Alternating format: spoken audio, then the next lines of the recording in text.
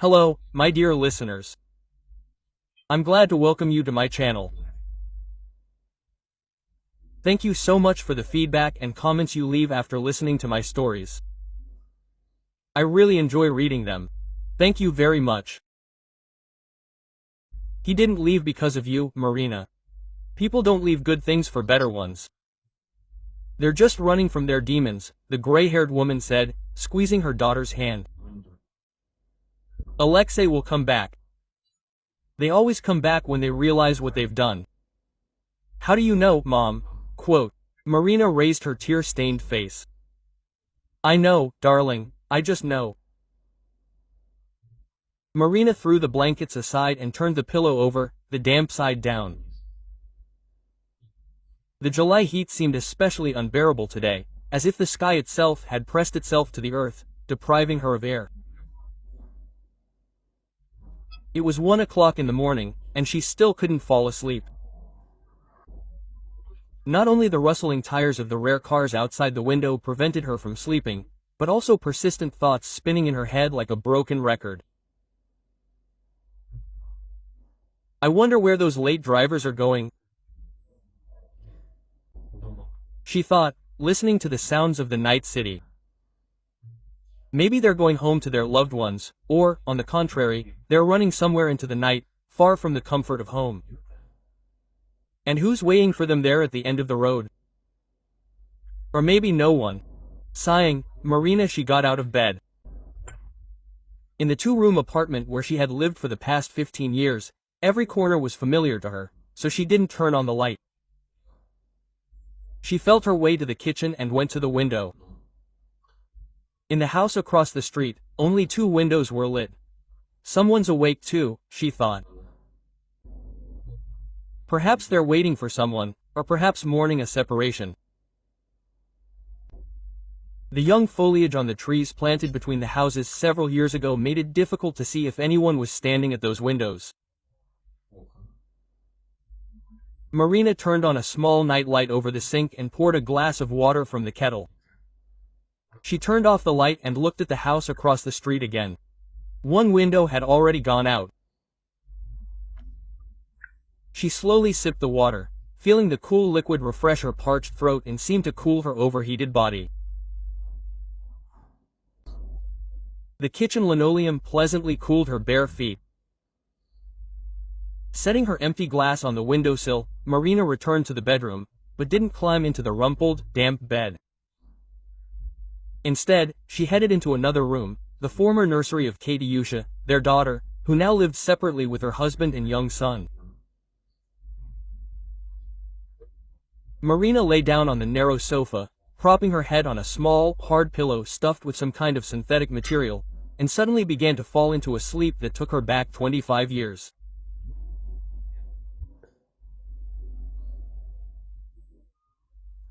Bitter, bitter, the guests shouted, raising crystal glasses of champagne.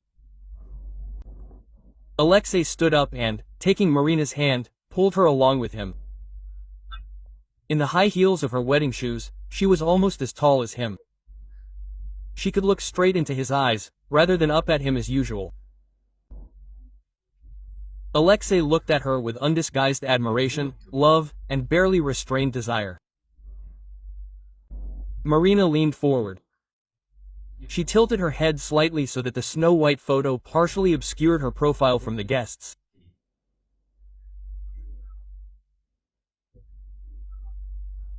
"1, 2, 3, the flushed guests counted in unison, and they kissed as they counted until someone shouted 27. And everyone laughed.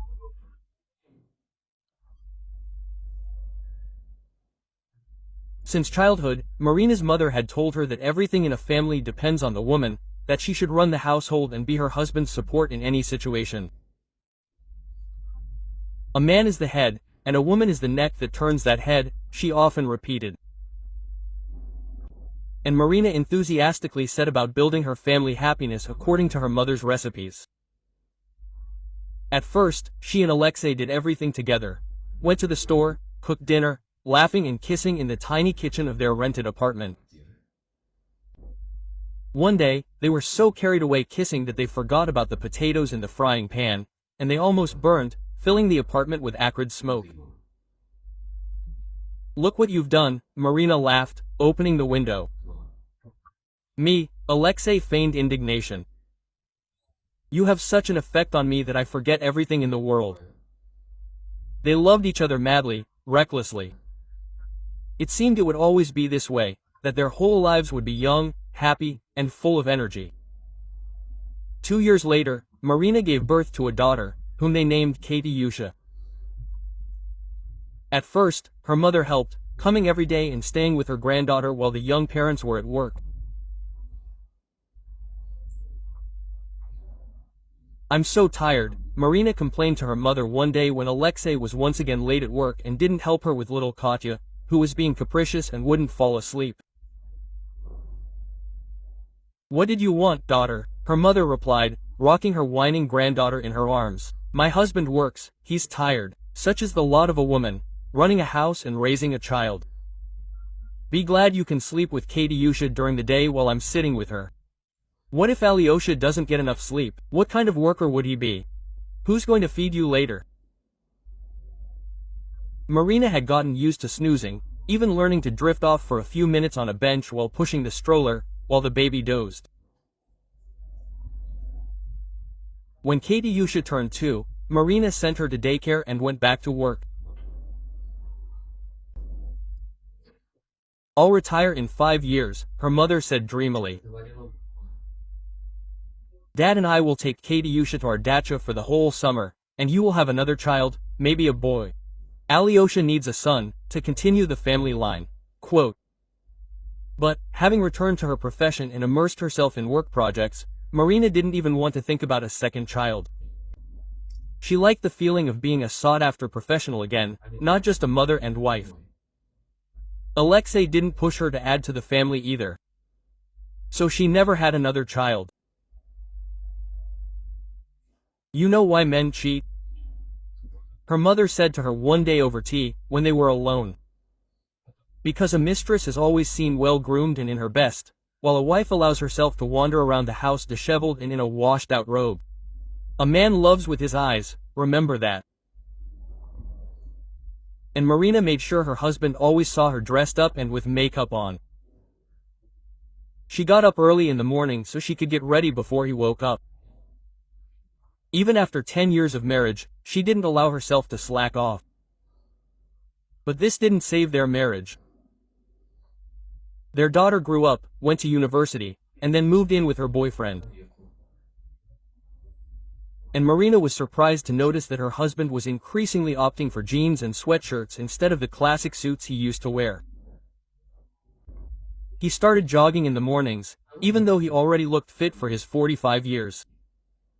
"Yes, it's fashionable now," he explained. "You have to keep up with the times. All my colleagues play sports." Quote. When she once noticed lipstick stains on the collar of his shirt, she asked him point blank about his mistress. Taken aback, Alexei mumbled something unintelligible at first, then, gathering his courage, confessed and asked Marina to let him go. "She's 29, Marin. I feel young with her. She's like a breath of fresh air." "But what about me?" Marina asked, barely audibly. "You, Marin, I'm tired. I'm sick of your cabbage soup, just like your gloomy face," Alexei blurted out. "Forgive me, I didn't mean to hurt you. I'm leaving, Marin. Am I holding you back?" Quote. She replied coldly, though everything inside her was torn apart. "Go, but I won't take you back. Just know that." Quote. Marina gathered his things, put them in a suitcase, without shedding a tear. Alexei slowly dressed in the hallway, pretending to remember if he'd forgotten anything, but in reality, he kept throwing sidelong glances at her, apparently expecting her to cling to him and beg him to stay. Marina stood in the doorway, arms crossed. "Not going to happen," her whole demeanor said. Her husband had left. And she returned to the room, lay down on the sofa, buried her face in that very same hard pillow, and howled like a wounded she-wolf. Life had lost its meaning for her. 25 years of marriage wiped out in one stroke. She cried all night, and in the morning decided to take a handful of pills. She even took a bottle of strong sleeping pills from the medicine cabinet, but before she left, she decided to say goodbye to her best friend and called her. Svetlana sensed something strange in her voice and arrived half an hour later, even though she lived on the other side of town. "Don't even think about doing anything to yourself because of that jerk," she said, taking the bottle of pills from Marina. "Imagine what a hero he'll feel when he finds out you killed yourself because of him. Everyone will think he's worthy of women going crazy and poisoning themselves over him, saying he's such a valuable man. Don't do him that favor." Quote. And Marina didn't take the pills. Slowly, day by day, she began to come to her senses, learning to live alone. Suddenly, she discovered her charms in solitude. She could sleep long hours, wear whatever she wanted around the apartment, not wear makeup on weekends, and not cook huge portions of food that she then had to throw out. She started eating less, lost weight, looked younger, and used the money she saved from buying groceries to buy new clothes. Shopping, as they say, is the best medicine for a woman's soul. And then her daughter gave birth to a son, giving Marina a new meaning in life. She really enjoyed being a grandmother. She sang lullabies to her grandson, read children's books to him, and made sandcastles with him. At 50, she looked too young to be a grandmother, and she was flattered by it. "What a wonderful baby you have," passers-by would say to her on the playground. "Yes, this is my grandson," Marina answered proudly and enjoyed the amazement on their faces. Marina really wanted Alexei to accidentally see her with her grandson, to understand what he had deprived himself of by leaving his family for his young mistress. She often imagined him with this woman. Did she make him porridge in the morning or just sandwiches? Or maybe he himself brought her coffee in bed? And her imagination immediately threw up pictures of her ex-husband sitting in a flowered apron at the stove, preparing lunch, going to the store after work with a long shopping list. These thoughts became unbearably painful for her. It turned out that he, too, was happy in his new life without her, and she was just a stage that had to be passed, left behind. One day, Marina was walking with her grandson in the yard. A man about her age sat down on a bench next to her. He was dressed neatly, but not particularly chic. Light trousers, a light blue shirt with rolled-up sleeves. Gray hair at the temples and the wrinkles around his eyes gave away his age, but his posture and gaze suggested he took care of himself. "What wonderful weather today, isn't it?" He turned to Marina. "It's real summer, and it's only May. The children are playing merrily in the sandbox. Is that your grandson?" Quote. He nodded toward the little one enthusiastically digging in the sand. "He looks like you, the same expressive eyes. And the girl next to him, that's my granddaughter Lizochka. Isn't she a beauty?" Quote.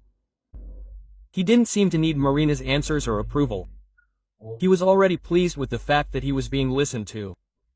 He spoke with some kind of inner smile, watching the children playing. "You know," he continued, not waiting for an answer from Marina.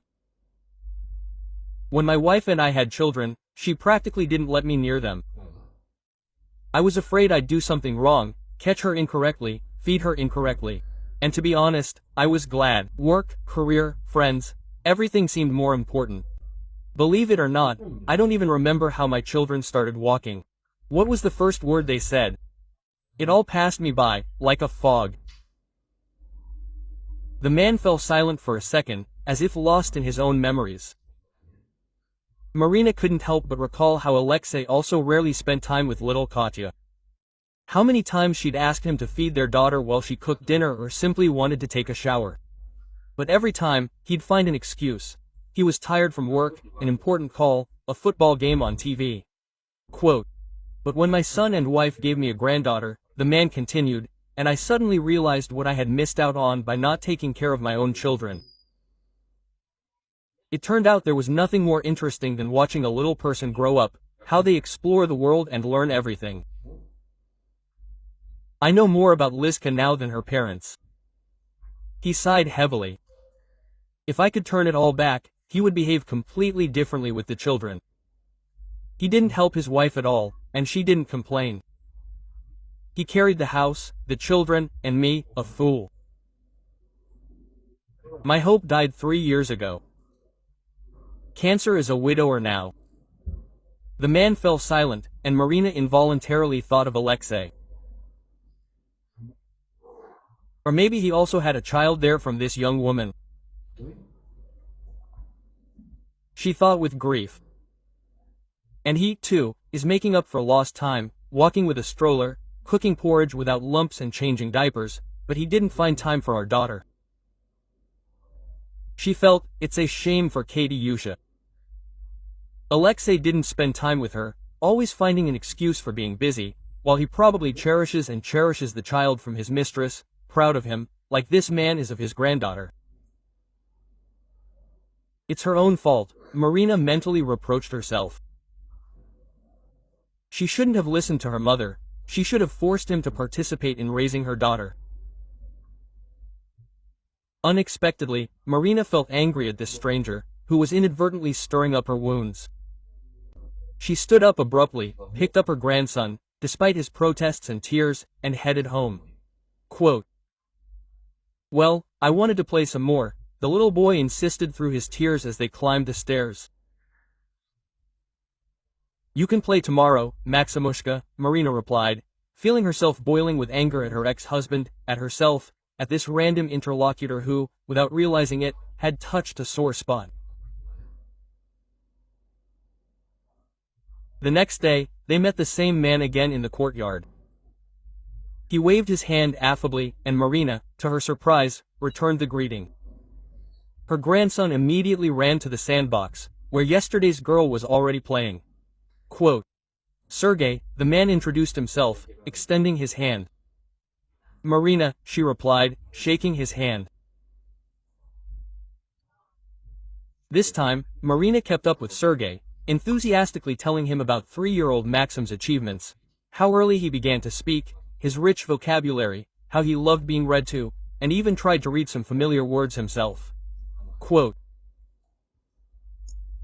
"He really does look like you," Sergey remarked, observing the boy. "He has the same focused look when he's studying something. Everyone says he's a spitting image of his father, my son-in-law," Marina replied with undisguised pride. "Well, that means your son-in-law is a worthy man," Alexei smiled. It was immediately obvious that the little one was growing up in love and care. After that, they began meeting regularly at the playground. The grandchildren played together, and Marina and Sergey talked about everything under the sun: books, films, politics, travel. He turned out to be an interesting conversationalist, with a good sense of humor and a broad outlook. A former military doctor, he had been to many places and seen a lot. One day, while the children were enthusiastically playing in the sandbox, Sergey suddenly complained to Marina that he was tired of being alone. Quote, "You know, Marinachka," he began, looking somewhere into the distance. "My wife died. The children have their own lives. My granddaughter, of course, is a joy, but she will grow up. And I'm not old yet and could very well." He hesitated, choosing his words. "Start a family again, or what?" He looked at Marina meaningfully, and she understood what he was getting at. With a womanly, appraising glance, he glanced at his figure, fit, neat, pleasant to talk to, clearly without bad habits. She was also not old yet, only 50. Her grandson will grow up, and she will again have no one to take care of. But then she pulled herself away. What am I thinking about? A strange man with his habits, memories, with his own life. No, I can't, and I don't want to. And since then she began to go for walks with her grandson to the neighboring yard. In the morning, Marina woke up with a heavy head. The dream about the past, about meetings with Sergey left behind a strange aftertaste, a mixture of nostalgia and slight regret. After washing and drinking a cup of strong coffee, she was about to have breakfast when the doorbell rang. Quote, "Katya brought Maximka home early today," she said out loud, heading for the door. But her ex-husband, Alexei, stood at the threshold. She didn't immediately recognize him. He had changed so much in the last 2 years. His short, trim figure had disappeared. He had noticeably aged and become haggard. Deep wrinkles etched his face. His hair had thinned considerably, almost turning gray. His jacket hung on his skinny shoulders as if on a coat rack, and his gaze was haunted and melancholy, like that of a beaten stray dog. "Marinachka," his voice trembled. He decided to come and see. He cringed under her searching gaze. And at that moment, Marina felt a terrible mixture of emotions: glee at how life had battered him, and an unexpected pity for the man she'd lived with for so many years. She instinctively stepped aside, letting him into the apartment. Alexei awkwardly squeezed past her, brushing his shoulder. He moved hesitantly, as if afraid of being chased away. Quote, "What happened?" Marina asked, closing the door. While he was undressing, she noticed the stale edge of his shirt collar and a stain on his trousers. She truly felt sorry for him. Quote, "His young wife has worn him out," Marina thought with unexpected sympathy. "He'd lost his strength. Look how thin he's lost compared to the old Lesha. Half is still there. He's already turned into an old man. Why rejoice and finish him off? So, life has beaten him. He's not a stranger after all. We have a daughter together, a grandson, 25 years of life and memories together." Alexei caught her glance, a flicker of sympathy in it, and then, as if receiving a signal, drawled plaintively. Quote, "Marinachka, I feel bad. Really bad." "Yes, I see," Marina nodded reservedly, trying to maintain her dignity. "Come into the kitchen, I'll make some tea." "She's a good girl, Christina," Alexei began, sitting down at the familiar kitchen table where he'd had breakfast so many times before. "But she's too young to be entertained every day. Restaurants, clubs, constant friends. How can I keep up with her at my age? I'm tired, I'm not getting enough sleep. My stomach hurts and my liver is acting up." He spoke, sucking in his breath pitifully, as if sobbing, like a little boy who'd been bullied. Marina silently set down the cups, took out cookies, and poured tea. Conflicting feelings warred within her. On the one hand, vindictive satisfaction that he got what he deserved. On the other, maternal pity for a man who looked so lost and unhappy. Quote, "Can I stay with you?" Alexei asked timidly, looking at Marina with pleading hope. "I'll just spend the night, and tomorrow I'll think of something. I don't want to inconvenience Katyusha and Dimka. Their apartment is small enough with the baby." "Oh, come on, stay," Marina replied after a pause. "Only on my terms."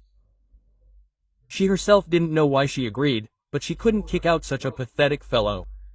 A man, after all, isn't a homeless cat. "Whatever you say, Marinachka, I agree to everything," Alexei said passionately and quickly, as if afraid she'd change her mind. "I can do everything now, even cook porridge without lumps, wash clothes, and even light a fire." He stopped short, catching her stern gaze. "Are you hungry?"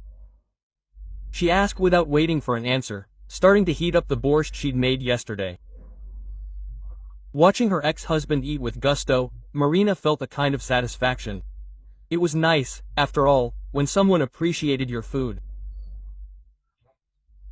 He slept on the narrow, hard sofa in his daughter's old room, where posters of the rock bands Katya had been into as a teenager were still hanging. Thank you, Alexei said, shifting awkwardly in the doorway. You are always kind. Good night, Marina replied, and closed her bedroom door tightly behind her. During the night, she heard him sigh and toss and turn in the next room. Occasionally, she could hear a muffled cough. He's completely lost it, she thought.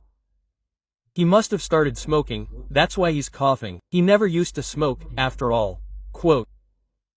In the morning, Marina woke up early, as usual, put the kettle on the stove, and made some oatmeal. Alexei had always loved her, especially with pieces of dried fruit, but he still didn't leave the room. How he slept at home, she thought with slight irritation. He's used to being served. Is he even alive? This last possibility made her anxious, and she went to wake her ex-husband. When Marina approached the sofa, she immediately realized Alexei was dead.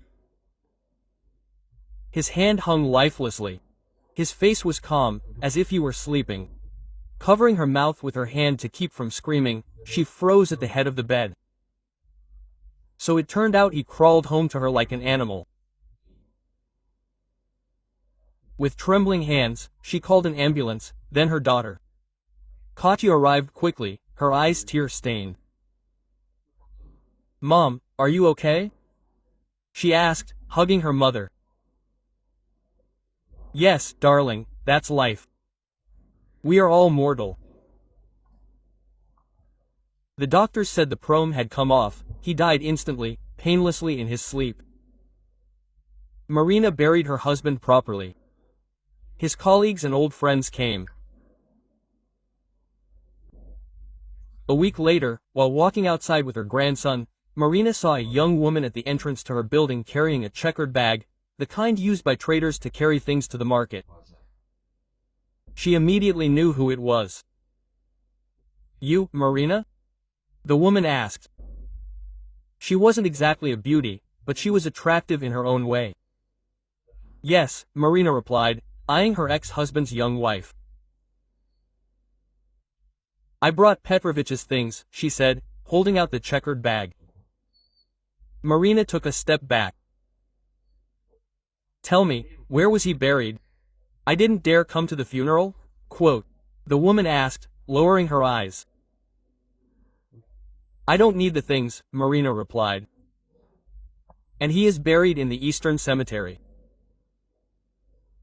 I sent him to you myself, I saw that he was bored and suffering. Why did you take him away from his family at all? Didn't you know how old he was? Well, I just wanted to be happy. The woman sighed. Excuse me, I have to go. My daughter has to come home from school. She quickly walked away, carrying a bag with Alexei's things. Marina watched him go with unexpected pity.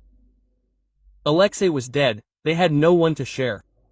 The resentment died out like a fire in the rain. Sergei called in the evening. They hadn't spoken since Marina changed her walking route. I heard about your husband. Please accept my condolences. Yes, thank you, Sergei. You know, I was thinking about you. Maybe we'll see each other on the playground tomorrow? Lizenka misses Maxim. Well, why not? Marina answered and smiled. I'm happy, she thought, hanging up the phone. I have a daughter and a grandson, and I'm alive, despite what? Everyone made a choice and got what they deserved.